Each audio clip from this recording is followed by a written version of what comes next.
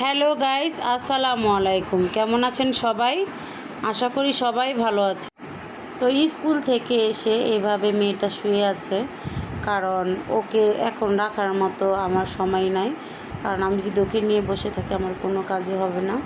তো সকাল থেকে এখন বাজে মূলত 12টা। আমি তাড়াতাড়ি করে রান্না করছি, আমার বড় ছেলে খেতে চলে আসবে। তো সবার আগে আমি কিছু করি আর না করি, আগে আমার রান্নাটা বসাতে হয়। তো ঘিলা কলিজা এগুলো আমি ঝোল করছি, তারপরে ভাত রান্না করছি। আর দেখেন এক সাইড কোনাটা অনেক দিন ধরে পরিষ্কার করতে পারিনি, অনেক ধুলা জমে আছে। সব মিলে অনেকটা সারাদিনের জার্নি। আমার সারাদিন কাজ করতে করতে আমি কোনো নিয়মিত কাজ করতে পারি না। সন্ধ্যাও হয়ে যায়, 5টাও বেজে যায়। তো দেখেন এখন হচ্ছে 3টার সময়ের ভিডিওটা দেখাচ্ছি দিনের। তো দেখেন এই কাজগুলো করে তো কি রান্না করে কি খাওয়া দাওয়া করালাম, ভাত রান্না করেছি, এই দেখেন কলিজা ভুনা করেছিলাম।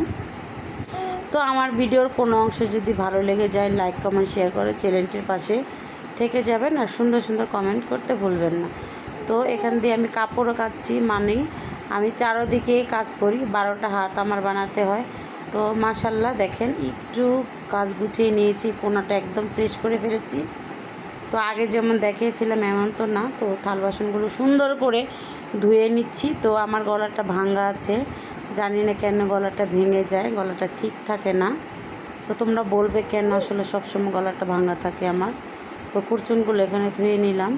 সারাটা দিনে জার্নি আমি কাজের ফাঁকে একটু খাই, কাজের ফাঁকে একটু রেস্ট নেই। আমার মানে মূলত কোনো ভালো করে জিরানো হয় না, ছোট মেয়ে আছে তার জন্য।